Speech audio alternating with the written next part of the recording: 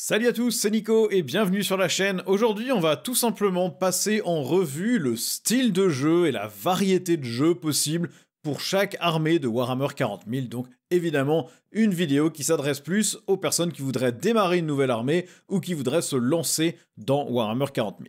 Alors, on commence par les Space Marines parce que ce sont ceux que Games Workshop met le plus en avant. C'est l'armée de la plus grosse variété de tout le jeu. C'est une armée qui est plutôt élite, semi-élite, c'est beaucoup de profils relativement solides, polyvalents, bonnes armures, c'est un peu le profil médian, moyen du jeu.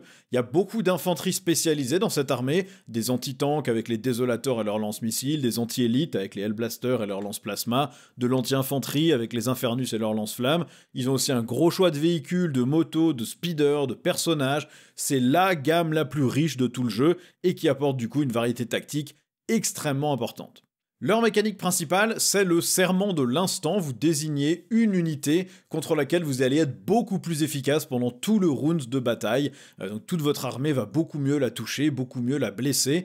Et vous avez toujours aussi accès à l'armure de mépris, ce qui vous permet de prendre moins de dégâts en retour, de conserver votre armure élevée. Vous avez une grosse variété de détachements dans cette armée, il y a actuellement 8 options si vous jouez Space Marine de base, et vous en avez encore plus si vous allez vous aventurer sur le terrain des chapitres divergents. Et donc vous pouvez les jouer de toutes les manières, ça se joue en armée de corps à corps, ça peut se jouer en armée motorisée, en armée avec que de l'élite, que de l'infanterie, que des véhicules, ce que vous voulez, c'est l'armée la plus polyvalente du jeu tellement elle a de variété et de volume d'unités.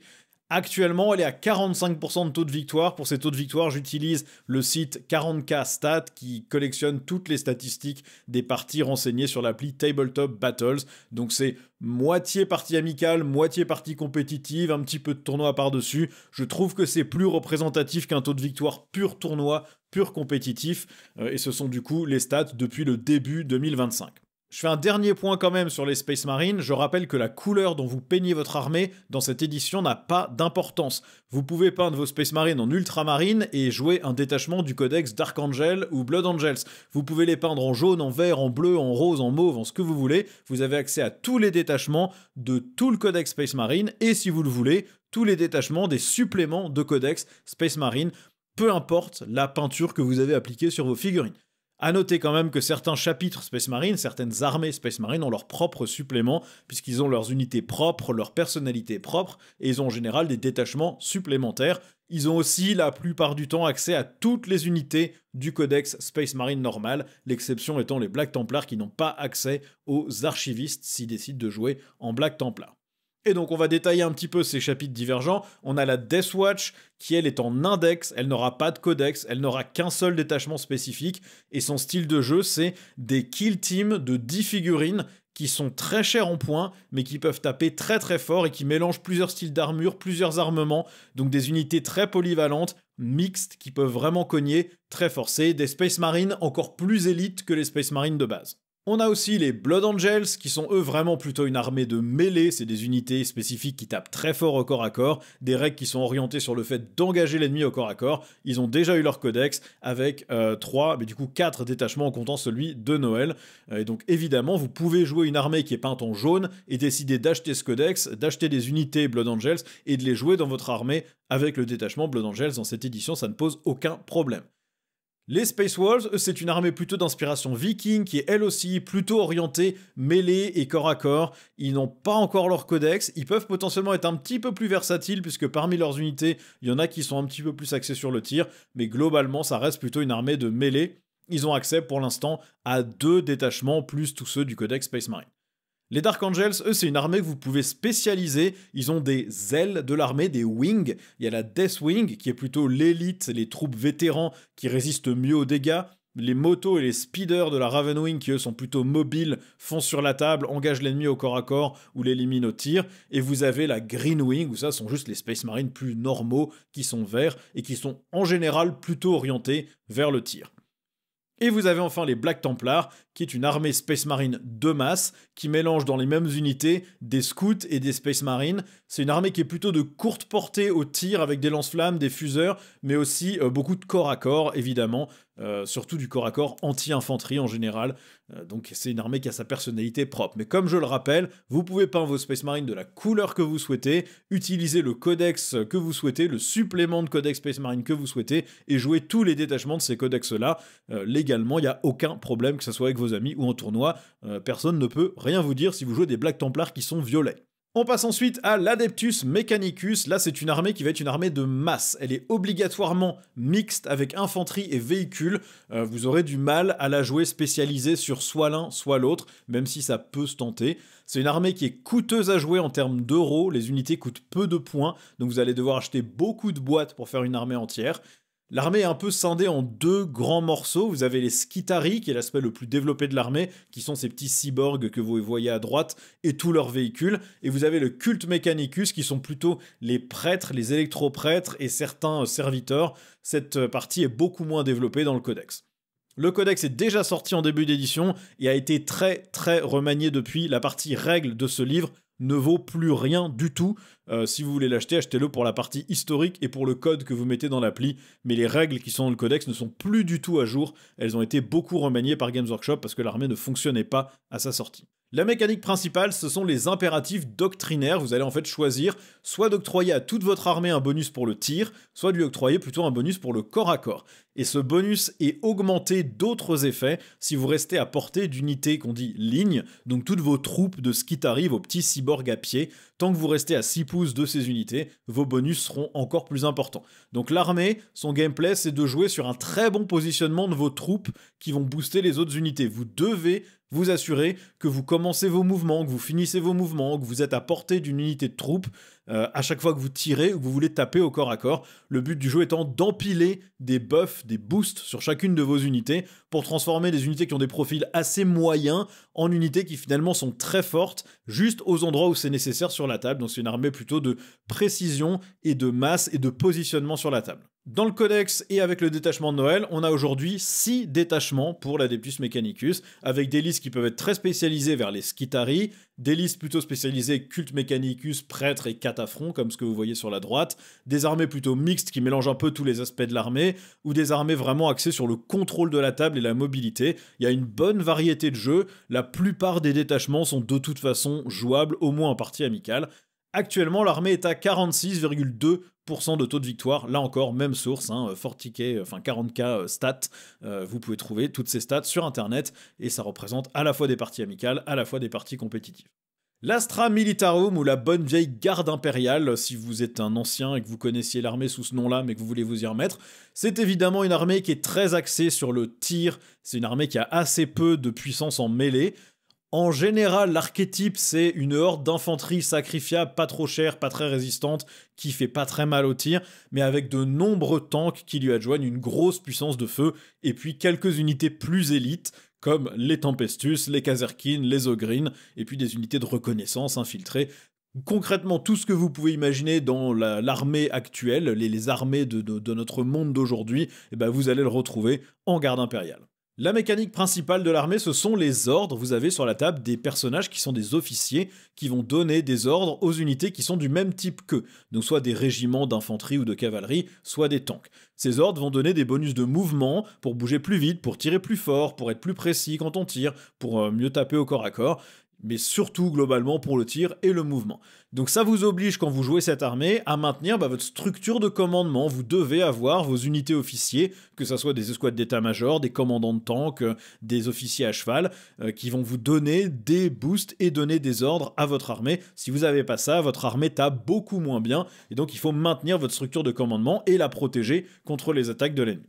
Le codex, il est déjà sorti en ce début d'année, mais il était que dans la boîte d'Escort de Krieg. Vous allez pouvoir le précommander de mémoire ce samedi, au moment où en tout cas j'enregistre cette vidéo, et donc il sera disponible pour tout le monde dans 2 semaines. Il contient 6 détachements plus 1 de Noël, donc ça fait 7 détachements au total pour cette armée, qui sont très variés. Vous allez pouvoir jouer des listes avec que des tanks, des listes avec beaucoup d'infanterie couverts par des barrages d'artillerie. Vous allez pouvoir jouer de l'infanterie mécanisée, de l'élite qui débarque des transports ou qui est aéroportée, de l'infanterie infiltrée, des armées mixtes. Vous avez tout. Actuellement, l'armée est à 50,8% de victoire, mais c'est avant la sortie du codex qui a beaucoup changé de choses, donc le taux de victoire va probablement évoluer une fois que le codex sera disponible pour tout le monde et commencera à être joué. L'Adepta Sororitas, ou les Sœurs de Bataille, ça c'est une armée qui est plutôt une armée de tir à courte portée, avec des lance-flammes et des fuseurs. Vous avez quelques tanks pour les dégâts à plus longue portée, et vous avez de l'infanterie d'élite, mais assez peu résistante, et toute une gamme de pénitents qui, eux, sont plutôt vos unités de corps à corps. Donc vous avez des machines de pénitence, vous avez des arcoflagellants, vous avez des sœurs avec des épées tronçonneuses, qui seront vos unités de mêlée pour tenir la ligne, mais sinon le reste de votre armée est plutôt là pour tirer à moyenne ou courte portée. Elles ont déjà eu leur codex courant 2024, mais il y a eu beaucoup de changements là encore par rapport à la sortie de ce livre d'armée, puisque l'armée n'était pas très équilibrée et elle est toujours pas forcément tant que ça, mais dans le mauvais sens cette fois-ci. Donc la mécanique principale de l'armée, ce sont les dés de miracle. En gros, l'armée, à chaque round ou à chaque fois qu'une de vos unités est détruite, vous allez gagner un dé de miracle. Ce dé, vous le jetez et vous stockez le résultat du dé dans un coin sur un bord de table. Et quand vous allez jeter un dé pour attaquer, pour vous défendre en faisant une sauvegarde, pour jeter le nombre de dégâts que vous allez faire, vous pouvez décider de ne pas jeter votre dé et à la place de prendre un dé de miracle et d'utiliser ce résultat. Donc ça vous permet de stabiliser vos dégâts, vos attaques, vos tirs. Le problème, c'est que Games Workshop a beaucoup retiré de dés de miracle. Avant, les Sœurs de Bataille en généraient beaucoup plus, maintenant elles en ont beaucoup moins, et donc la mécanique est moins performante, et donc l'armée en souffre un petit peu. Le codex ne contenait que 4 détachements, plus 1 de Noël, donc ils ont actuellement 5 manières de jouer, qui leur permettent de jouer une armée plutôt de pénitents, donc plutôt les personnes qui sont là pour se repentir de leurs péchés, qui sont plutôt d'une armée de corps à corps. Vous avez de l'infanterie mécanisée qui débarque des transports et qui crame tout au lance-flammes ou au fuseur. Vous avez une armée plutôt orientée élite, une armée plutôt mixte. Il y a une bonne variété parmi la gamme des figurines. Par contre, l'armée s'est fait taper dessus très fort par Games Workshop en fin d'année dernière. Elle va probablement se faire booster un petit peu à la prochaine passe d'équilibrage, parce que son efficacité est en baisse. Sur 40k stats, on est toujours à 48% de taux de victoire, ce qui est très bien, mais en tournoi, c'est nettement moins que ça, et les Sœurs de Bataille sont de moins en moins joués et performent assez mal. Mais bon, comme toujours, les règles changeront dans le futur. Si la gamme de figurines vous plaît et que le style de jeu vous intéresse, le fait que l'armée soit puissante ou pas ne devrait pas influer votre choix. Les Custodes, maintenant, eux, c'est l'élite de l'élite de l'élite de l'Imperium. Vous prenez des Space Marines, vous les multipliez par 2 en termes de résistance et de puissance, et ça vous donne les Custodes. Donc c'est une armée qui est très axée corps à corps, mêlée, qui est ultra élitiste, avec très peu de figurines sur la table. Ils ont aussi une gamme de figurines qui est très réduite. Vous avez un volet Custodes qui doit avoir, je crois, 4 ou 5 unités en comptant les personnages. Vous avez un volet Sœurs du Silence qui sont presque comme des Sœurs de Bataille, mais plutôt anti-Psyker. Et c'est à peu près tout. Et ensuite, vous avez une gamme Forge World, donc en résine, qui est très chère, mais qui va vous ajouter des Dreadnoughts et quelques véhicules qui ajoutent du punch au tir dont l'armée manque actuellement. Le statut de ces figurines, pour l'instant au moins jusqu'à la fin de l'édition, est confirmé, donc vous pouvez en acheter jusqu'à la fin de la 10e édition, mais on ne sait pas si ils seront encore maintenus ou refaits en plastique ou abandonnés pour l'édition suivante, donc vous achetez ces figurines en résine à vos risques et périls. Toutes les figurines en plastique de la gamme, par contre, sont pérennes. C'est un gameplay qui est très simple, il faut charger, il faut arriver au corps à corps, il faut cogner, mais comme chaque perte est dévastatrice puisque vous avez très peu de figurines sur la table et chacune coûte très cher en points, eh bien vous allez devoir faire très attention à comment vous vous positionnez, comment vous contre-attaquez et ne pas juste sacrifier vos unités bêtement. Donc la mécanique principale de l'armée, ce sont les katas martiaux. En gros, à chaque fois que vous êtes au corps à corps, votre unité peut choisir soit ce qu'on appelle touche soutenue, soit touche fatale. Donc en gros, soit elle va faire plus d'attaques à chaque fois qu'elle fait un 6 pour toucher, soit elle va blesser automatiquement sa cible quand elle fait un 6 pour blesser. L'armée, elle, de toute façon, est très endurante. Elle est endurance 6, qui est 2 points de plus qu'un Space Marine. Elle a de très bonnes sauvegardes. Ils ont tous un profil de Terminator Space Marine. Par contre, ils ne résistent pas à des tirs très concentrés ou à de multiples charges qui tapent en premier. Donc il faudra bien planifier ses mouvements, il faudra bien planifier ses charges et ses contre-charges. C'est pas un gameplay aussi bête qu'il y paraît sur le papier, et c'est une armée qui a du mal à jouer les missions secondaires parce que vous avez assez peu d'unités, vos unités mobiles qui sont bonnes pour marquer des points coûtent très cher, et donc vous n'avez pas envie de juste les utiliser pour mettre des points. Donc c'est une armée qui va beaucoup jouer sur tenir les objectifs et vous empêcher de les prendre, plutôt que d'aller marquer plein de petites missions à droite à gauche. Le codex est déjà sorti, début 2024, il contenait seulement 4 détachements et on en a reçu un nouveau à Noël. Vous avez la possibilité de jouer des armées avec que des custodes, avec que des sœurs du silence, avec un mélange des deux, ou une armée plutôt dreadnought et véhicule. Actuellement, le taux de victoire est de 51,9%. L'armée est peut-être un petit peu trop forte, mais c'est surtout grâce au nouveau détachement de Noël qui booste beaucoup les dreadnoughts Forge World et qui tape très fort. On verra si l'armée a besoin de se faire réduire un petit peu en termes de puissance ou pas. Les Grey Knights, maintenant, eux, ce sont des Space Marines d'élite. Ils sont vraiment axés sur la téléportation, sur la mobilité sur la table. Ils ont tous de très bonnes sauvegardes d'armure. Et ils sont très menaçants au corps à corps pour la plupart de leurs unités. Et ils ont de bons tirs à moyenne et à courte portée. C'est une armée qui est quasi intégralement psychique, qui est très focalisée sur les pouvoirs psychiques, même si les règles de cette édition le reflètent assez mal. Par contre, c'est une armée qui a une gamme de figurines très vieillissante. Vous le voyez sur la droite, c'est les Space Marines un peu old school, avec des grosses jambes, des grosses mains, des grosses têtes, des proportions un peu étranges, et qui ne sont plus vraiment à l'échelle du jeu. Donc la mécanique principale de l'armée, c'est l'assaut téléporté. Ça vous permet de reprendre des unités sur la table et de les redéployer à chaque tour. Et vous avez plein d'astuces dans l'armée et dans ses détachements pour bouger vos unités, les redéployer où vous le souhaitez sur la table. Donc c'est une armée qui est très mobile, qui va facilement marquer ses objectifs, marquer ses missions secondaires, se positionner là où elle sera le plus efficace pour tirer, là où elle pourra le mieux charger. Par contre, c'est une armée qui peut être difficile à manier contre des armées de horde qui occupent déjà toute la table, puisque vous ne pouvez pas apparaître sur la table collée à l'ennemi. Et donc vous allez avoir un petit peu plus de mal à jouer contre des armées qui ont beaucoup de figurines et qui vous empêchent de vous téléporter là où vous voulez aller. Le codex des Grey Knights n'est pas encore sorti. Pour l'instant, ils n'ont donc que 2 détachements. Ils en ont un qui est généraliste, qui booste cette mécanique de téléportation et ce mouvement. Et il en a un qui est axé sur les purificateurs. C'est une unité qui est axée très corps à corps et aussi lance-flamme et qui va donner des bonus autour d'eux et dans les zones du champ de bataille que vous contrôlez. Les 2 détachements sont intéressants à jouer et sont amusants. Il y a quand même assez peu de variété pour l'instant. Normalement, le codex devrait sortir avant la fin d'année et devrait apporter évidemment plus de manières de jouer. On n'a pas encore de nouvelles sur un rafraîchissement de la gamme de figurines, malheureusement. Espérons que ça arrive dans pas trop longtemps. Et actuellement, le taux de victoire de cette armée est de 47,56%, ce qui est dans la moyenne, c'est bien. Les agents impériaux, ça c'est une armée un peu hybride, c'est un mix de toutes les troupes auxiliaires de l'Imperium. Vous avez des espèces de CRS à la Judge Dredd, vous avez des assassins, vous avez des marins de la marine impériale, vous avez des inquisiteurs, vous avez quelques unités des chevaliers gris, quelques unités sœurs de bataille, quelques unités de la Death Watch.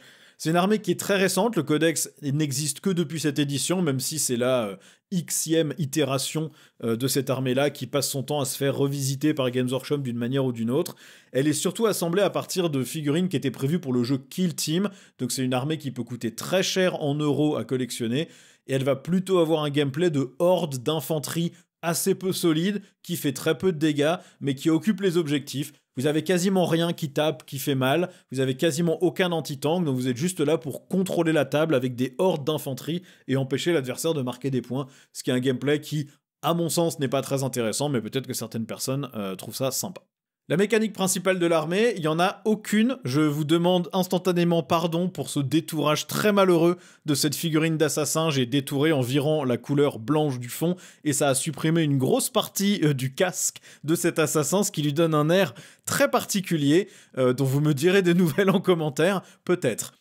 Donc cette armée n'a pas de règles d'armée pour les jouer. Leurs règles expliquent comment les allier avec d'autres armées, mais ils n'ont pas leurs propres règles de faction. Donc en fait, ils n'ont clairement pas été pensés pour être joués en tant qu'armée individuelle. Ils vous ont fourni la possibilité de le faire, mais clairement, ils sont pas conçus pour ça. Ils sont conçus pour prendre des unités et les allier avec vos autres armées de l'Imperium. Le codex, lui, est sorti courant 2024. Il a un total actuellement de 5 détachements. Soit il y en a un qui est axé sœur de bataille et répurgateur, soit il y en a un qui est axé chevalier gris et anti-démon, il y en a un qui est axé plutôt Death Watch, donc anti-extraterrestre, il y en a un qui est plutôt mixte, et vous en avez un qui ne booste que les assassins, qui est un très mauvais détachement, sans doute le pire des détachements de Noël.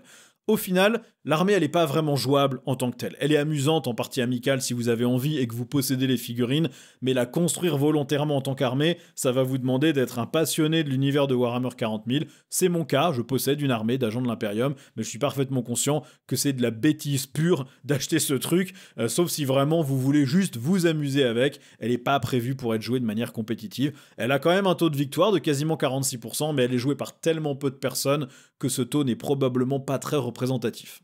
Dernière armée de l'Imperium, ce sont les chevaliers impériaux. Ça, c'est les gros robots. C'est parmi les unités les plus grosses du jeu en termes de taille occupée sur la table et de hauteur.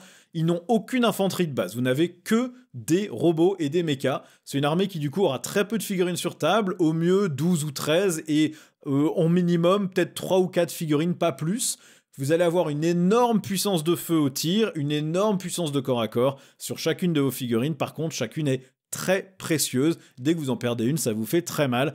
Ce sont des figurines qui vont être très difficiles à tuer pour la majeure partie des armées. Ils ont une endurance très élevée, beaucoup de points de vie, de bonnes sauvegardes. Et donc en gros, si votre adversaire a amené beaucoup d'armes anti-char, vous avez peu de chances de gagner. Et si votre adversaire n'a pas amené d'armes anti-char, il a peu de chances de gagner. En partie amicale, en tout cas, ça fonctionne comme ça. Évidemment, c'est plus complexe. En tournoi, c'est différent. Et contre des joueurs aguerris, ils trouveront des solutions pour vous bloquer et vous empêcher de marquer. Et vous trouverez des solutions pour court-circuiter les armes anti-char de l'adversaire. Mais en tout cas, en tant que débutant, sachez que si votre adversaire sait qu'il va affronter des chevaliers impériaux, vous avez peut-être déjà perdu à l'étape de construction de liste ou déjà gagné en fonction de ce que votre adversaire vous propose. La mécanique principale de l'armée, c'est le code de chevalerie. Vous allez choisir un objectif à accomplir en début de partie, parmi deux, qui vous donne un petit bonus passif tout le long de la bataille et un beaucoup plus gros bonus quand vous atteignez cet objectif que vous êtes choisi. Et vous avez aussi les gros chevaliers qui ont la capacité de donner des bonus aux plus petits à côté d'eux. Vous avez deux gammes de chevaliers, vous avez les plus gros et vous avez ceux sur la droite là qui sont les plus petits, qui sont un peu leurs hommes d'armes. Et donc les gros chevaliers pourront donner des bonus aux hommes d'armes qui les accompagnent. Le codex des chevaliers impériaux n'est pas encore sorti, il était prévu normalement pour arriver après les Eldar, mais a priori il a été décalé. Les rumeurs disent que c'est parce qu'il était vraiment abominablement mauvais à jouer, et donc imaginons qu'ils le réécrivent si les rumeurs sont vraies.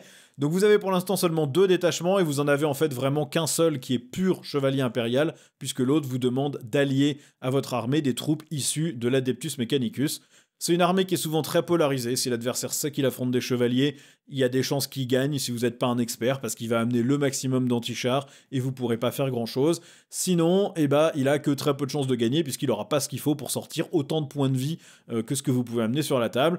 Mais si vous vous mettez d'accord à la construction de liste en jouant entre amis, ça se passe très bien. Et en tournoi, normalement, vous êtes assez bon avec les chevaliers pour contrecarrer le fait que les adversaires aient prévu peut-être d'affronter une armée de chevaliers. Et les adversaires sont assez malins pour savoir gagner quand même s'ils peuvent pas vous tuer toutes vos figurines.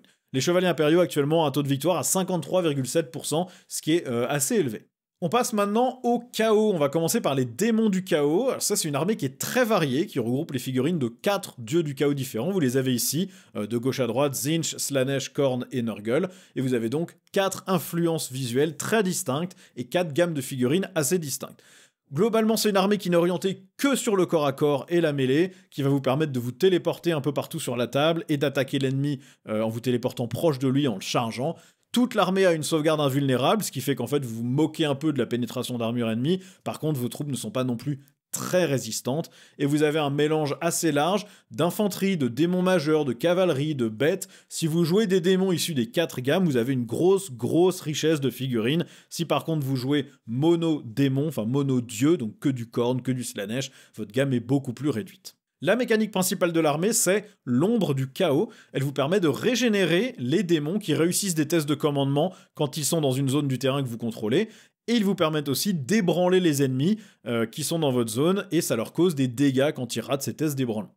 Toute l'armée peut frapper en profondeur, donc se téléporter, elles peuvent arriver sur la table où vous voulez, évidemment toujours dans un rayon autour de l'ennemi, avec des charges qui sont du coup plutôt plus faciles pour vous quand vous arrivez dans l'ombre du chaos avec certains stratagèmes et certains détachements. Donc vous avez une armée qui est faite pour globalement apparaître de nulle part, charger l'ennemi et le tabasser au corps à corps.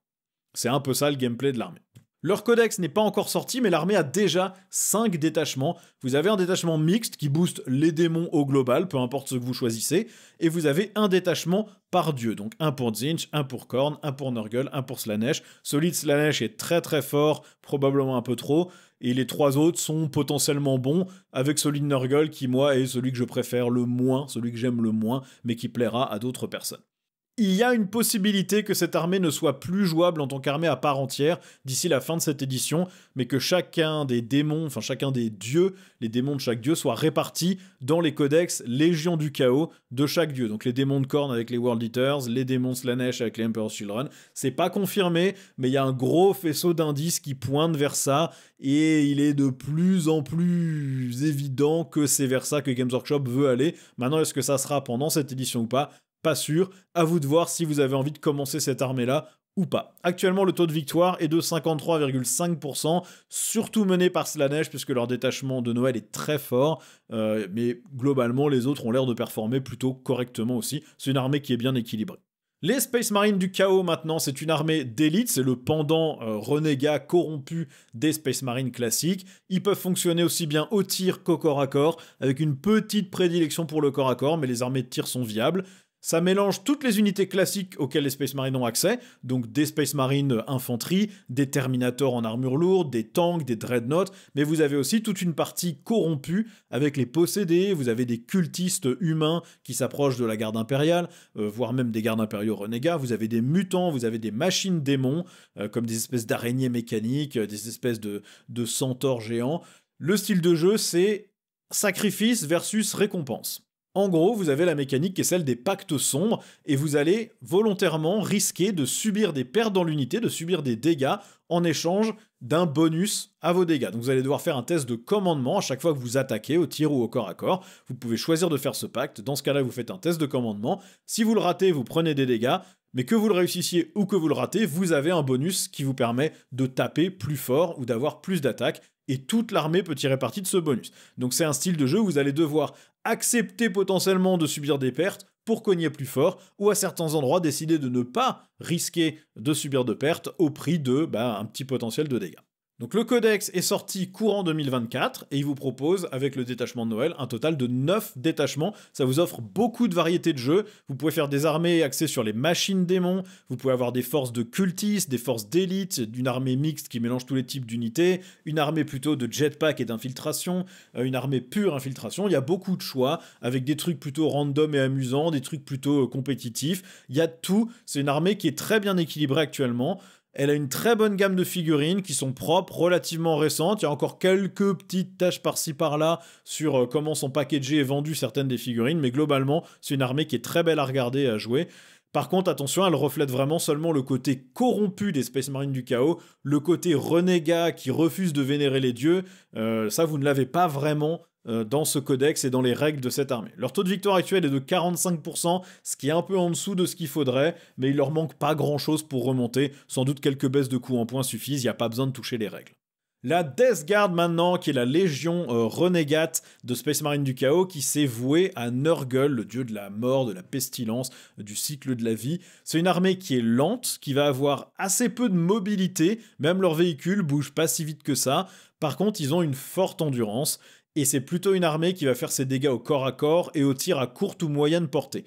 C'est une armée qui va avoir la règle touche fatale sur beaucoup de ses armes, ce qui fait que sur des 6 pour toucher, vous blessez automatiquement, donc le potentiel de dégâts peut surprendre l'adversaire, même s'il a une armée assez résistante. Et la règle globale de l'armée, son gameplay, c'est qu'il faut vous approcher proche de l'ennemi pour lui enlever ses statistiques, pour lui réduire ses stats, c'est ce qu'on appelle un debuff, et plus la bataille avance, et plus le rayon autour de vos unités est grand, et donc plus l'ennemi a de chances de se faire réduire ses caractéristiques par votre armée. Donc la mécanique, c'est les contagions de Nurgle, vous infligez des malus à l'ennemi, ce qui les rend plus faibles et donc plus faciles à blesser, dans un rayon autour de vos unités et autour de vos objectifs.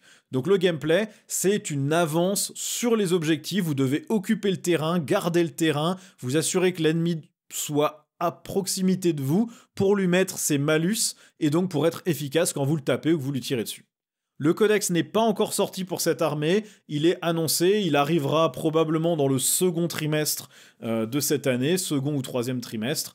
Vous avez donc seulement 2 détachements pour l'instant, vous en avez un qui est axé sur un maximum de debuff qui va vous permettre de choisir plusieurs contagions et donc de vous assurer que l'adversaire ait vraiment le moins de résistance ou le moins de potentiel de dégâts possible quand il arrive à portée de vous. Et l'autre est plutôt axé sur le fait de rendre votre horde d'infanterie plus résistante. Donc vous gagnez un mouvement de scout, d'éclaireur en début de partie qui vous permet d'avancer plus vite sur la table et vous êtes mieux protégé des tirs ennemis. Vous êtes toujours très lent, mais vous prenez moins cher au tir.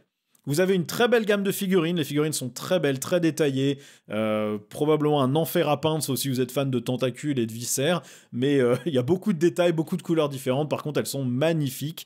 Vous avez beaucoup de personnages que vous pouvez adjoindre à vos unités, mais assez peu d'unités distinctes, et actuellement le taux de victoire est de 52,67%, ce qui est plutôt bon. C'est une armée qui, là encore, est équilibrée et fonctionne bien. Les World Eaters, eux, c'est la Légion Renégate qui s'est vouée à Khorne. Donc là, vous avez une armée qui est très rapide et qui est focalisée exclusivement sur le corps à corps. Vous ne faites que taper, vous avez, je crois, une seule unité qui est vraiment faite pour le tir, enfin, qui peut tirer de manière correcte, et puis quelques chars que vous pouvez décider de prendre, mais globalement, l'objectif de l'armée, c'est d'arriver au contact et de tabasser. C'est une armée qui va surtout comprendre de l'infanterie d'élite, et qui pour l'instant oblige un peu, compétitivement en tout cas, à jouer le personnage nommé qui s'appelle Angron, qui est le primarque démon. Il est vraiment très fort, il peut ressusciter quand il meurt si vous avez un peu de chance, et du coup la plupart des compétiteurs ne se privent pas de cette figurine et l'emmènent dans leur liste d'armées. On espère que le codex rendra cette figurine moins obligatoire à jouer pour avoir un peu plus de variété, sachant que la gamme de figurines est quand même assez pauvre pour l'instant. La mécanique de jeu de cette armée, ce sont les bénédictions de Khorne. Donc vous allez, en début de chaque round, jeter un certain nombre de dés, et en fonction des résultats de ces dés, vous allez pouvoir choisir parmi plusieurs bonus, soit à vos dégâts, soit à votre résistance, soit à votre mouvement. Vous allez pouvoir en choisir plusieurs en fonction des dés que vous avez. Toutes les unités que vous avez dans votre liste sont axées dégâts au corps à corps. Votre but, c'est d'arriver au corps à corps avec l'ennemi et de le cogner le plus vite possible et le plus fort possible. Ça veut pas dire que l'armée est bête à jouer, il faut quand même se positionner correctement. Il faut faire attention à pas vous exposer à toutes les lignes de tir de l'ennemi parce que sinon il va vous défoncer avant que vous arriviez. Il faut préparer vos contre-charges, il faut éviter de se faire contre-charger ou que l'ennemi se replie de votre corps à corps. Donc il y a beaucoup de choses à réfléchir quand même, c'est pas un gameplay idiot. En règle générale, à Warhammer 40 000, le gameplay de mêlée est plus technique que le gameplay de tir. Le positionnement est plus compliqué, c'est plus facile de se prémunir du corps à corps en mettant des cordons d'unités, c'est plus facile de se désengager du corps à corps et de ensuite vous avoiner au tir.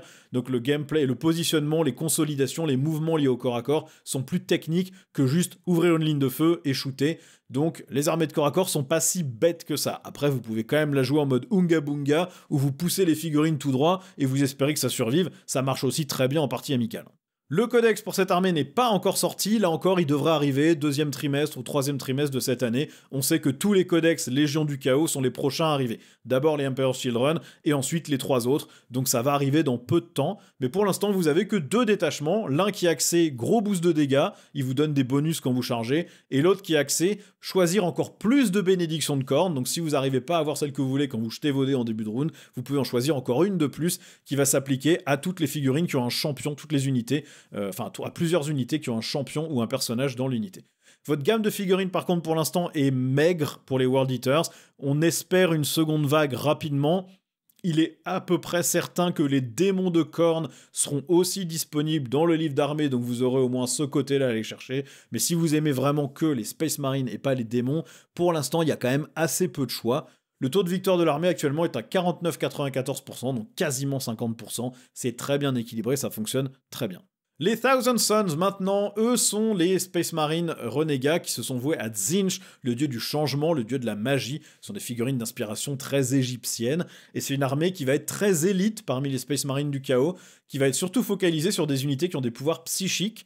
Vous allez avoir une grande puissance de feu à moyenne et à courte portée, et assez peu d'unités sur la table, donc il va falloir jouer de manière très précise pour bien concentrer vos bonus, jeter vos sorts au bon endroit et mettre vos dégâts au bon endroit. Donc votre mécanique principale d'armée, ce sont les rituels de Cabal, les rituels cabalistiques. Donc chacune des unités un peu psychiques de l'armée, ou qui a un psyker dans l'unité, va vous octroyer des points de Cabal à chaque tour, tant que ces unités sont en vie. Vous comptez au début de chaque round combien vous avez d'unités qui vous donnent des points de Cabal, et vous additionnez ces points. Ces points, vous allez les utiliser pour lancer des sorts, qui vont soit booster vos unités, soit causer des dégâts à l'adversaire.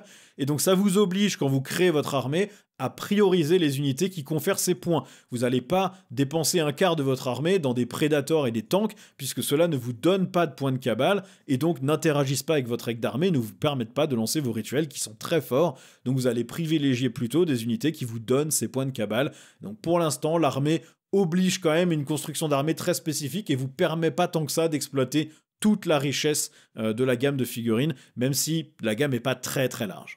Donc le codex, encore une fois, n'est pas encore sorti, ça fait partie de la prochaine vague de livres d'armée qui sortiront. On va avoir les Emperor's Children et ensuite on aura les 3 autres Légions Renégates qui arriveront, donc soit deuxième trimestre, soit début du troisième. Vous avez donc pour l'instant seulement 2 détachements qui sont très similaires dans leur style de jeu. Dans les 2 cas, vous êtes focalisé sur les dégâts psychiques, donc vous allez construire quasiment la même liste à chaque fois, sauf qu'il y en a une où vous avez des bonus quand vous contrôlez la table et une autre où vous avez des bonus juste sur vos armes psychiques au global. La gamme de figurines est relativement pauvre pour les unités spécifiques aux Thousand Sons et un peu vieillissante. Les figurines sont très belles, très détaillées, les proportions sont pas mal. Par contre, les Space Marines sont plus tant que ça à l'échelle du jeu. Si vous regardez les Terminators des Thousand Sons, ils sont très très petits par rapport aux Terminator Space Marine du Chaos ou aux Terminator Space Marine Primaris. On n'est plus du tout dans la même échelle. Peut-être qu'ils auront une nouvelle gamme, c'est a priori pas annoncé, et il n'y a pas de rumeur autour de ça. Il est à peu près certain par contre qu'ils auront accès aux démons de Tzeentch dans leur livre d'armée, ce qui va leur rajouter quand même quelques options, mais là encore, si vous n'aimez que les Space Marines, ça va pas vous aider beaucoup. Le taux de victoire actuel des Thousand Sons est de 50,17%, donc une armée plutôt équilibrée aussi. Dernière armée du chaos, ce sont les chevaliers du chaos. Et là, on va redire quasiment tous les mêmes points que pour les chevaliers impériaux. Globalement, c'est le même style de jeu. C'est une armée où vous n'avez que des gros robots et des mechas et pas du tout de petite infanterie de base. Vous allez avoir très peu de figurines sur table. La plupart des listes qui ne jouent que les petits chevaliers comme ce que vous voyez sur la droite, qui s'appellent les dogs. Vous en avez 12 ou 13 et c'est tout. Et à minima, si vous voulez jouer que des gros chevaliers, vous en avez 3 ou 4 sur la table. Peut-être 5 vraiment maxi. Vous avez une énorme puissance de feu au tir ou au corps à corps, mais là encore, chaque figurine va être très précieuse. Dès que vous en perdez une, vous perdez beaucoup de votre force. Par contre, la plupart des armées auront du mal à tuer ces figurines, puisqu'elles sont très costauds, elles ont beaucoup de points de vie, une forte endurance et de bonnes sauvegardes.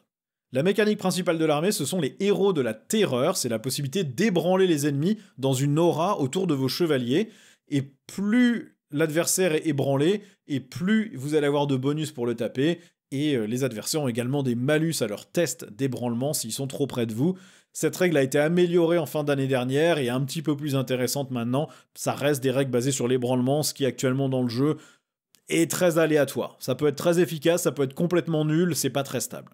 Le codex des Chevaliers du Chaos n'est pas encore sorti. Pour l'instant, ils n'ont que 2 détachements, dont un seul qui est vraiment pur Chevalier du Chaos. L'autre détachement vous demande d'allier des cultistes Space Marine du Chaos. Donc si vous n'aimez pas ça, vous n'avez pour l'instant qu'une seule manière de jouer. L'armée est souvent assez polarisée, comme pour les chevaliers impériaux. Si votre adversaire est pas sympa et qu'il sait qu'il affronte des chevaliers du chaos, il va vous amener une liste qui n'a que de l'anti-tank et vous pourrez probablement pas vraiment jouer. Et si vous lui avez pas dit que vous jouez Chevalier du Chaos et qu'il a amené une armée très mixte et qu'il a de quoi sortir 2 véhicules, il aura assez de mal à vous empêcher de gagner la partie. Maintenant, là encore, quand on se met d'accord avec son adversaire, qu'on sait ce qu'on va jouer et qu'on se met d'accord pour pas jouer des listes complètement orientées, on peut avoir beaucoup de fun avec ces énormes chevaliers qui se baladent sur la table, qui traversent les murs, etc. C'est marrant. Et en tournoi, ça fonctionne aussi, puisque là encore, vos adversaires sont obligés de faire des listes qui fonctionnent contre toutes les armées potentielles, donc vous vous en sortez quand même. Actuellement, le taux de victoire des Chevaliers du Chaos est de 48,68%, ce qui n'est pas mauvais du tout. Les Emperor's Children sera la dernière armée du chaos dont je vais parler, mais c'est parce qu'elle n'est pas vraiment encore sortie. Vous pouvez la jouer avec un petit index qui est basé sur les Space Marines du chaos, mais c'est pas vraiment une armée à part entière. C'est le prochain livre d'armée qui sortira une fois que le Codex Eldar aura été livré à tout le monde. Vous aurez le livre d'armée des Emperor's Children et leur boîte d'armée. On n'est pas encore totalement sûr de la manière dont ils vont se jouer. On sait qu'ils vont sortir d'ici la fin de ce premier trimestre 2025. Mes prédictions, c'est qu'ils seront surtout en tir à moyenne portée avec leurs armes soniques, mais qu'ils seront surtout axés sur le corps à corps. Ils vont avoir une armée qui est mobile, qui bouge plus vite que les autres, qui sera moyennement résistante, probablement comme des Space Marines du chaos de base, mais pas mieux, qui va charger d'assez loin, qui va être capable de se désengager, d'avancer et charger, mais qui va devoir subir des dégâts pour avoir ses buffs et ses bonus. En général, c'est comme ça que les armées de Slaanesh fonctionnent. Vous avez des gros bonus qui peuvent faire très mal, mais qui ne vous sont conférés qu'au prix d'un sacrifice. Soit vous donnez un bonus à votre adversaire, soit vous vous infligez des dégâts en retour.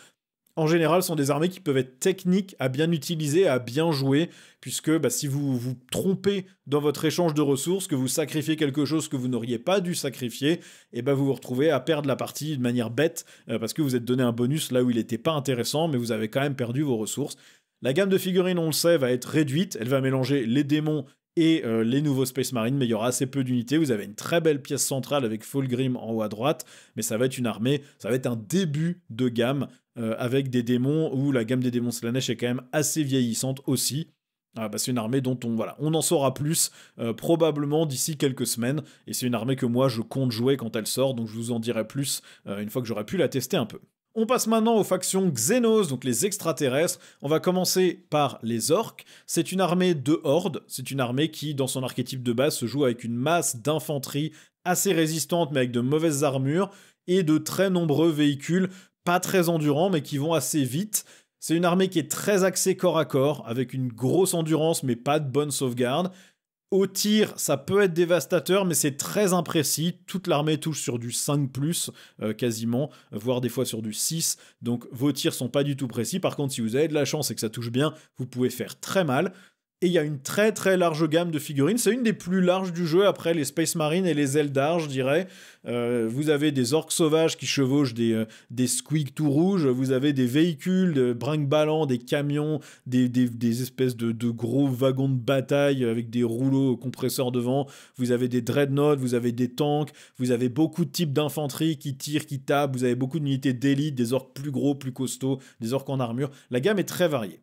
Et la mécanique principale de l'armée, c'est la WAG, donc c'est un round de dégâts où justement vos dégâts sont surboostés et votre mobilité est améliorée. Vous déclarez ça au début de votre tour, et pour votre tour et celui de l'adversaire, votre armée va taper plus fort, va avoir plus d'attaques, va avoir une sauvegarde invulnérable qui vous permet de mieux résister aux dégâts, et vous pouvez en plus courir et charger, ce qui va vous donner encore plus de mobilité. Par contre, ça veut dire que le gameplay est pas non plus complètement stupide, vous pouvez pas juste avancer le long de la table et espérer que ça suffise, il faut aligner toutes vos charges durant le même tour où vous déclarez votre WAG pour vraiment taper le plus fort possible au moment où vous déclarez ça, et donc il faut vous assurer que vous n'avez pas qu'une seule charge qui passe, parce que sinon votre bonus de dégâts est complètement gâché. Le codex Orc, il est déjà sorti, vous avez actuellement 7 détachements qui sont très variés. Vous avez une armée plutôt axée motard et culte de la vitesse, rapidité, transport. Vous avez une armée plutôt axée orques sauvages avec les chevaucheurs de squig, des orques anti-monstres qui chevauchent dans des espèces de carrioles tirées par des rhinos géants. Vous avez des forces très mixtes qui vont mélanger tous les aspects de l'armée. Vous allez avoir un détachement qui booste plutôt le tir des dreadnoughts. Vous avez et des unités menées par des mecs. Vous avez un détachement qui se concentre sur la horde d'infanterie de base. Donc vous avez vraiment de quoi jouer tous les styles de jeu possibles. Moi j'ai une armée d'orques, je dois avoir pas loin de 4000 points, et il y a par exemple tout un aspect de l'armée que je n'ai pas, qui sont les orques sauvages. J'ai de quoi faire une armée de dreadnoughts et de petits véhicules, j'ai de quoi faire une armée culte de la vitesse, une armée de horde, une armée d'élite, mais j'ai pas de quoi faire une armée de chevaucheurs de squig, etc. Donc vous avez de quoi faire là-dedans. Les figurines, par contre, sont un peu vieillissantes à travers toute la gamme. Il y en a certaines qui sont très belles, il y en a certaines qui sont un peu vieillottes. La plupart restent acceptables par rapport aux vieilles figurines d'autres armées, mais on voit certains orques qui sont très accroupis, les fesses en arrière, le dos très voûté. Ils sont pas très grands, ils tiennent un gros flingue, ils ont des poses très statiques. Donc ça sera à vous de voir si vous les trouvez cool ou pas.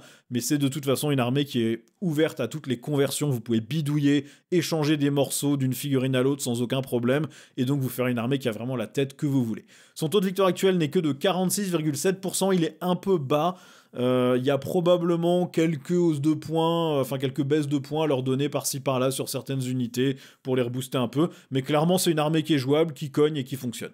Les Nécrons maintenant, c'est une armée qui est plutôt orientée vers le tir, qui est assez lente en termes de mouvement, mais qui va se régénérer tour après tour. Vous avez quelques options pour du tir à longue portée, avec quelques véhicules quand même assez violents, mais vous avez assez peu de corps à corps, quelques unités de corps à corps, mais c'est pas votre focus principal.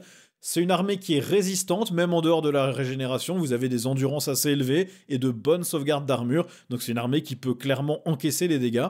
Et puis votre mécanique, c'est les protocoles de régénération, de réanimation, et donc à chaque round, vous allez régénérer des figurines sur chacune des unités de votre armée. Toute votre armée va se soigner, soit en récupérant les PV perdus, soit en ramenant des figurines tuées.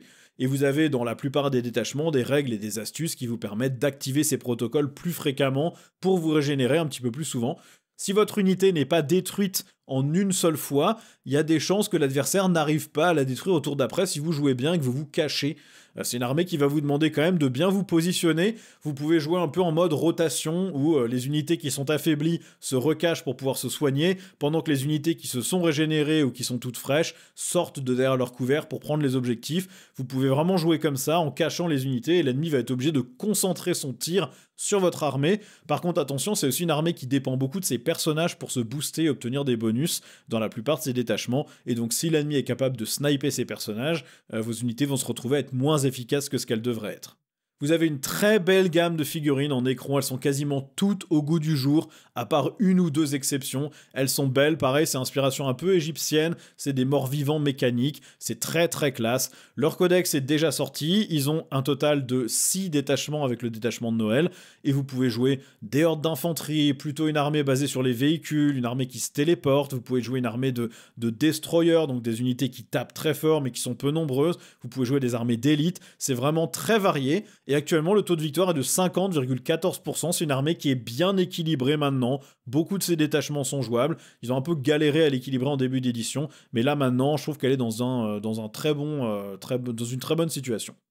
On a ensuite l'Empire Tau, ça c'est une armée, c'est un peu les communistes de l'espace, c'est une armée qui est uniquement de tir. Vous avez des mechas et des véhicules qui, globalement, s'ils voient quelque chose, vont le détruire. C'est une armée qui est d'inspiration japonaise plutôt, avec des mechas comme on en voit dans beaucoup d'animés, des armures plutôt typées samouraï sur l'infanterie, avec des grosses plaques d'armure.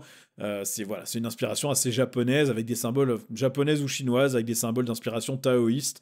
Vous avez une partie de la gamme qui représente aussi un aspect un peu Covenant de l'armée, si vous avez joué à Halo comme jeu vidéo. Voilà, une espèce de mix d'alliances de différentes races extraterrestres, où vous avez des auxiliaires comme les Kroot, les Vespides, qui viennent enrichir les unités de l'Empire Tau elles-mêmes, qui elles sont plus d'inspiration japonaise. La mécanique principale de votre armée, c'est pour le bien suprême. Le bien suprême, c'est l'idéal que défendent les Tau, où toutes les races devraient collaborer dans la galaxie, mais évidemment, toutes les races devraient être égales, mais un petit peu moins égales que les Tau quand même. Et donc, une unité peut en guider une autre et l'aider à mieux toucher si elle ne tire que sur l'unité qui a été ciblée. Donc en gros, vous avez envie d'amener deux unités qui ont une ligne de vue sur la même cible ennemie, l'une va guider l'autre et l'autre va mieux toucher et faire beaucoup plus de dégâts. Et donc vous avez besoin de cette mécanique pour booster votre chance de toucher l'adversaire et booster vos dégâts. Il faut donc jouer sur la mobilité de l'armée pour voir l'ennemi avec deux unités, le cibler, lui tirer dessus, et ensuite vous débrouiller pour vous échapper ou le ralentir avant qu'il n'arrive au corps à corps. Votre armée a quasiment aucun potentiel de corps à corps, à part quelques unités croûtes, mais qui, là encore, ne tapent que si elles chargent, mais si elles se font charger, elles disparaissent aussi. Votre armée, si vous êtes engagé au corps à corps, vous êtes en train de perdre la partie. Il faut vous assurer que vous maintenez l'ennemi à distance le plus possible, ou que vous sacrifiez de petites unités pour le bloquer à distance, pour être sûr qu'au tour d'après, vous allez pouvoir lui tirer dessus de manière assez forte. Le codex Tau est déjà sorti cette édition, il est assez pauvre. Vous avez un total de 5 détachements, mais qui sont quand même trop spécialisés. Vous en avez 2 qui sont très généralistes. Un qui vous demande de jouer un gameplay un peu plus attentiste pour déclencher vos bonus au 3e tour, et un qui au contraire vous demande d'attaquer très vite pour avoir vos bonus jusqu'au 3e tour. Vous avez un détachement qui est très axé exo-armure, frappe en profondeur, frappe chirurgicale d'élite. Vous avez un détachement uniquement pour les croûtes, et vous avez un détachement mixte qui mélange les auxiliaires et les taux. Il manque un détachement orienté véhicule, il manque un vrai détachement exo-armure qui soit pas que sur de la frappe en profondeur, il manque un détachement pure infanterie mécanisée, voilà, il y a plein de choses qui sont pas faites dans ce codex, qui sont un peu dommages. Maintenant, vous avez quand même une bonne gamme de figurines, assez large, des styles de jeu intéressants, au moins dans les 2 détachements généralistes qui vous permettent de jouer avec toutes les unités de l'armée. Les figurines sont très stylisées, sont propres, sont au goût du jour, et vous avez un taux de victoire actuel qui est d'environ 47%, ce qui est pas mal.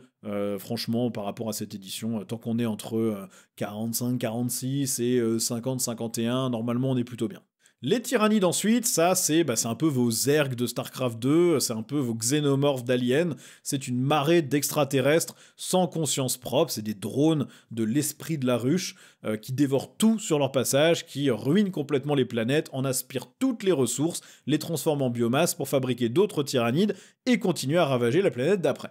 C'est une armée qui va mêler plein de petites infanteries de masse avec des monstres de taille moyenne et des gros monstres un peu partout. Vous avez la capacité à la fois de tirer et à la fois de taper. L'armée est un petit peu plus orientée corps à corps, mais vous avez quand même beaucoup de variantes de tir qui sont très viables dans cette armée. La mécanique principale de l'armée, c'est l'ombre dans le warp. C'est une mécanique qui va forcer l'adversaire à faire des tests d'ébranlement à un moment crucial que vous choisissez dans la partie. Ça peut être au tour adverse, ça peut être à votre tour. Et donc ça va empêcher l'adversaire de contrôler le terrain, de marquer des points, ou de se booster avec des stratagèmes, ou de compléter ses missions. C'est très aléatoire. Si l'adversaire a un bon commandement et réussit tous ses tests, votre acte d'armée ne sert jamais à rien. Si par contre votre adversaire n'a pas de chance sur ses tests ou rate quelques-uns qui étaient cruciaux, et ben vous avez un tour potentiellement très efficace puisque l'adversaire ne peut pas se défendre avec des stratagèmes, ne marque pas de points et donc vous pouvez le rattraper au score, le dépasser ou maintenir votre avance. Au global, c'est quand même plutôt un gameplay de horde, de contrôle de la table, où vous bouchez la capacité d'avancer de l'ennemi, vous l'engagez au corps à corps en permanence avec des unités, vous occupez la table avec des hordes et vous tapez fort avec vos gros monstres qui servent de force de frappe, de punch ou de distraction sur laquelle l'ennemi va gâcher de nombreux tirs au lieu de s'occuper des unités qu'il devrait vraiment sortir, qui sont celles qui marquent des points. Il y a une très belle gamme de figurines en tyrannide qui est complète. Vous avez des grosses bestioles très menaçantes, vous avez des petites hordes, vous avez des créatures psychiques où on voit leur cerveau. Il y a une inspiration très Geigeresque dans la plupart des figurines. La gamme a vraiment été bien faite, elle est propre. Le codex est déjà sorti, vous avez une belle variété de 7 détachements qui vous permettent d'aligner à la fois des armées de horde ou des armées avec que des monstres, des armées plus d'élite avec des guerriers tyrannides, des armées plutôt d'infiltration avec les lictors cachés, vous avez des armées mixtes adaptables, c'est très varié et vous allez pouvoir jouer à la fois sur le corps à corps, le tir, c'est une armée qui permet de beaucoup de profondeur de jeu et qui a un taux de victoire actuel de 50%, donc c'est très bien. On a ensuite les cultes Genestealer. Eux, ce sont des humains qui ont été corrompus génétiquement par des infiltrateurs tyrannides et qui, du coup, une fois que le culte a atteint sa masse critique, vont se soulever contre l'Imperium pour conquérir la planète et appeler l'esprit de la ruche qui viendra ensuite dévorer la planète, le culte Genestealer y compris. Donc c'est une armée qui est plutôt mixte, un peu de tir, un peu de corps à corps, vous avez surtout des hordes d'infanterie vraiment pas chères qui vont revenir après qu'elles aient été, enfin vraiment pas chères en points, hein. En argent par contre c'est une armée très chère à collectionner, mais c'est une armée qui va revenir après avoir été détruite pour tendre des embuscades. Et puis vous avez aussi quand même quelques véhicules, quelques unités d'élite monstrueuses comme les aberrants que vous voyez en bas à droite, qui sont des croisements de tyrannides et d'humains qui ont muté d'une certaine manière. Donc c'est une armée qui est quand même assez visuellement frappante sur la table. Sa mécanique principale, c'est l'embuscade du culte. Donc en gros, quand l'ennemi vous détruit une de vos unités, vous pouvez la faire revenir en réserve et la faire apparaître n'importe où sur la table, en général assez proche de l'ennemi.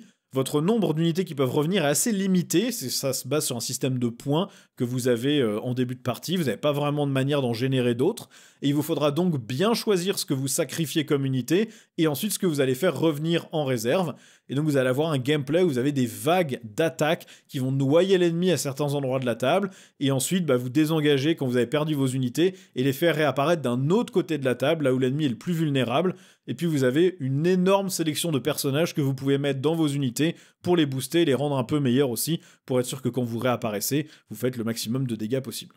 La gamme de figurines est assez intéressante, elle est très récente, donc très belle, très détaillée. Vous avez par contre assez peu d'unités différentes et beaucoup de personnages.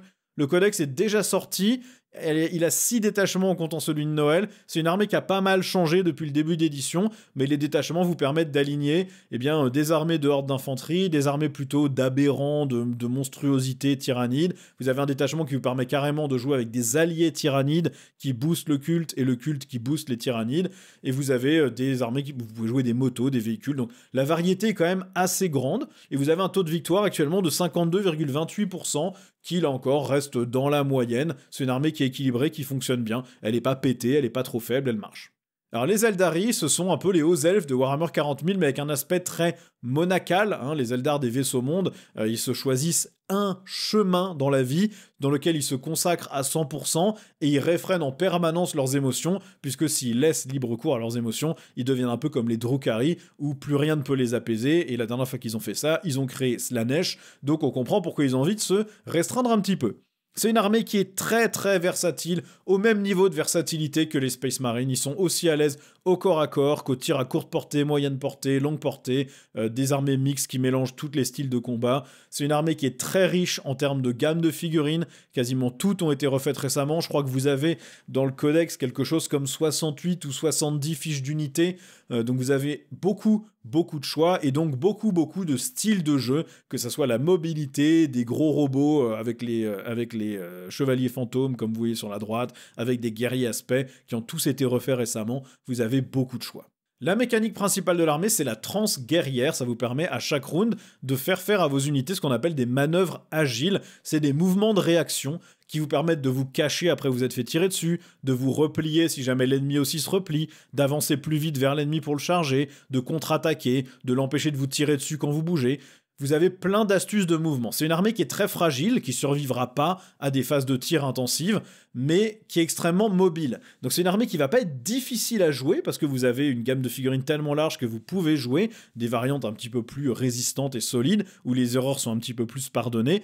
Mais pour atteindre le plein potentiel de l'armée, il faut de l'expérience, il faut de la réflexion. Donc c'est une armée qui vous permet de jouer dès le début de manière convenable, avec des unités qui sont fortes dans leurs règles, mais qui, quand vous allez prendre du galon et jouer de mieux en mieux, va aussi vous apporter de plus en plus de satisfaction. C'est une armée qui grandit avec vous et avec votre maîtrise du jeu. Vous pouvez réagir à tout ce que fait l'adversaire, vous pouvez lui tendre des pièges en le forçant à venir d'un côté et vous en vous redéployant complètement de l'autre, vous pouvez virevolter d'un côté à l'autre de la table. C'est une armée qui est très fragile, si l'adversaire vous prend à découvert, il vous tue, mais par contre, quand vous tapez très fort.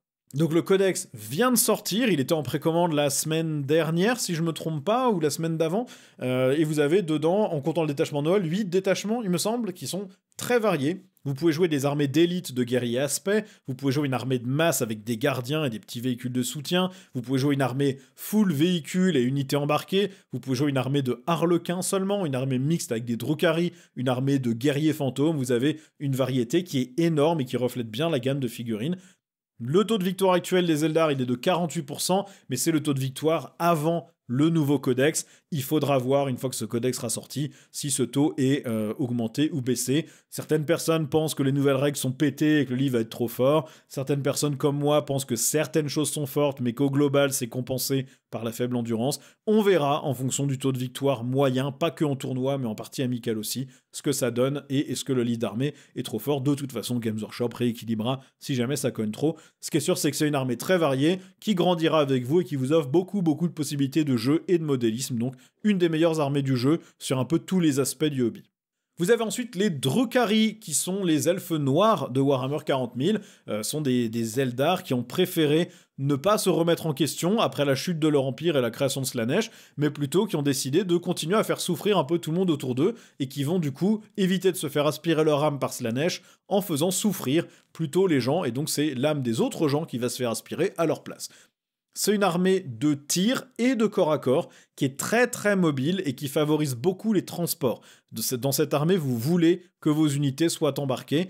La gamme de figurines est très limitée actuellement, elle est en attente d'une grosse refonte, il y a beaucoup de modèles qui ne sont plus en vente actuellement, vous n'avez pas les grotesques qui sont vos monstres un peu de corps à corps, vous n'avez pas un de vos personnages qui s'appelle Urian Rakart, qui est un des tourmenteurs, un des émoncules qui fabrique justement les grotesques, vous n'avez pas accès à votre cour de l'Archonte qui est un peu une suite d'extraterrestres et d'assassins, vous n'avez pas accès à votre Beastmaster, donc votre Belluaire qui mène des espèces de monstruosités extraterrestres au corps à corps.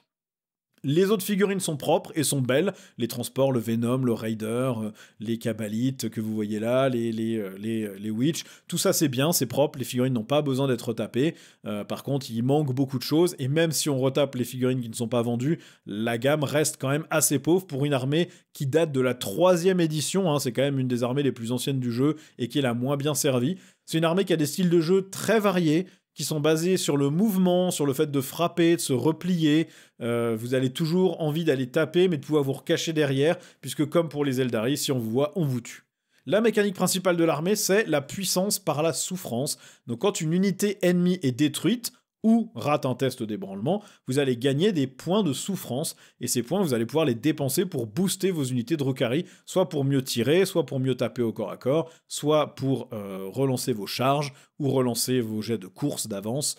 Donc il faut bien cibler où vous allez les utiliser, puisque vous n'en gagnez pas tant que ça en fonction de l'armée que vous affrontez, et il faut que là où vous les utilisiez, ce soit des frappes chirurgicales, que vous soyez sûr de tuer ce sur quoi vous tapez, pour récupérer le pion que vous avez dépensé. Globalement, vos unités qui sont à découvert vont mourir. Il faut donc être certain de tuer ce sur quoi on tape. C'est une armée qui n'est pas forcément tournée vers les débutants. Je pense que quand on démarre le jeu, on aura du mal à jouer cette armée de manière efficace, mais quand on commence à maîtriser le jeu, elle offre une vraie profondeur de jeu, limitée par la gamme de figurines qui est assez pauvre. Le codex Drukhari n'est pas encore sorti, ça fait partie des 2 codex qui ne sont pas du tout annoncés avec les ligues de Votann. Pour l'instant, par contre, il a quand même accès à 3 détachements. Vous en avez un généraliste qui booste un peu toutes les facettes de l'armée, un qui a accès transport, qui va vous donner de gros bonus quand vous débarquez d'un transport, soit au tir, soit au corps à corps, et vous avez un détachement qui mixe les harlequins et les Drukhari, qui est intéressant, même si vous le jouez sans aucun harlequin et que vous oubliez votre bonus de détachement, ça reste un détachement qui est sympa à jouer quand même si vous ne jouez que des Drukhari, donc pourquoi pas, il a de très bons stratagèmes et ça fonctionne très bien, mais si vous avez des harlequins, vous pouvez quand même les sortir. Le taux de victoire de l'armée est de 49,6%, ce qui n'est pas mal. En tournoi, le taux est artificiellement monté par quelques joueurs qui sont excellents, mais en général, vous avez une personne qui se place 5e dans le tournoi mondial, et le prochain, il est 110e. C'est une armée qui est très dure à maîtriser, et qui, en général, est un petit peu elle est surévaluée par Games Workshop, et donc, du coup, elle est un petit peu moins bonne que ce qu'elle devrait pour les parties amicales, souvent. Mais on espère que ça sera corrigé un petit peu plus tard dans cette édition. Les ligues de Votann, maintenant, eux, ce sont les nains de Warhammer 40 000. Ils sont lents, donc vous avez envie de les mettre dans des véhicules, mais ils sont endurants, avec de bonnes sauvegardes, et puis ils sont surtout rancuniers. C'est une armée de tir à voire courte portée. C'est une armée qui est endurante, qui va bien résister aux tirs, qui ont de bonnes sauvegardes, et qui peut tirer vraiment très fort quand il s'approche, avec un potentiel de corps à corps assez élevé sur quelques unités. Les Terminators, les Berserk, ça rigole pas trop quand ça vous cogne. Donc il y a quand même de la capacité de puncher au corps à corps, c'est pas que du tir. La mécanique principale, c'est les pions de jugement. Quand l'ennemi va vous détruire une unité Votann, il va gagner un pion de jugement sur cette unité.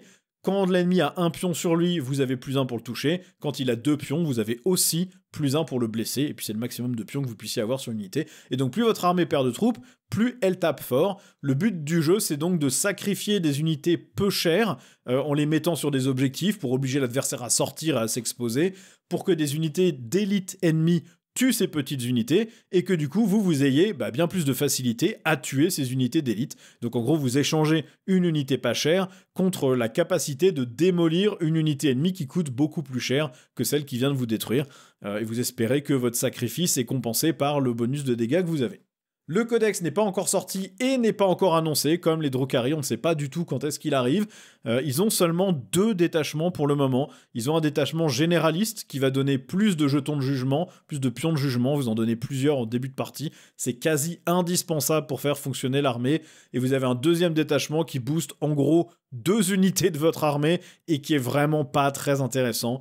De toute façon, la gamme manque de variété, c'est une armée qui n'a eu que sa première vague. Elle a une unité pour chacun des rôles qui doivent être remplis sur le champ de bataille, mais elle n'a pas de redondance du tout, donc votre construction de liste, elle est quand même assez limitée. On espère qu'ils auront une deuxième vague cette édition, ou au moins l'édition suivante, parce qu'ils en ont vraiment besoin. Le taux de victoire actuel est de 49,49%, ce qui est très bien, mais c'est évidemment plutôt avec le détachement de l'index généraliste, puisque sans lui, vous n'avez pas assez de pions de jugement pour vraiment être efficace. Et voilà donc le style de jeu de chaque armée de Warhammer 40 000. Vous en savez un petit peu plus sur comment chaque armée se joue, où est-ce qu'elle se situe en termes de puissance et en termes de gamme de figurines. Donc si vous aviez envie de démarrer une nouvelle armée et que vous n'étiez pas trop sûr, vous avez un bon guide auquel vous pouvez vous référer. Et si vous voulez vous lancer dans le hobby, vous savez quelle armée démarrer si vous êtes un débutant, quelle armée vous plaît pas. Et puis ensuite, vous n'avez qu'à regarder la gamme de figurines pour choisir celle qui vous plaît esthétiquement. Rappelez-vous juste que tout ce qui est règles sera toujours en mouvement. Games Workshop change d'édition tous les 3 ans, et donc en général les règles sont remaniées à minima tous les 3 ans. Il y a de l'équilibrage qui est fait régulièrement pour changer les choses qui marchent pas, rendre moins fortes les choses qui sont trop fortes. Donc les règles changeront, si elles ne vous plaisent pas, c'est pas grave, ça changera dans le futur. Orientez-vous plutôt avec le style général de jeu de l'armée, mais surtout l'esthétique de l'armée. Est-ce que l'armée, dans son historique, dans son esthétique, vous plaît ou pas? C'est ça qui est important. Après, son style de jeu général, il est important aussi, mais les règles exactes, elles ne le sont pas, puisqu'elles changeront dans le temps au fur et à mesure que Games Workshop change de version de Warhammer 40 000.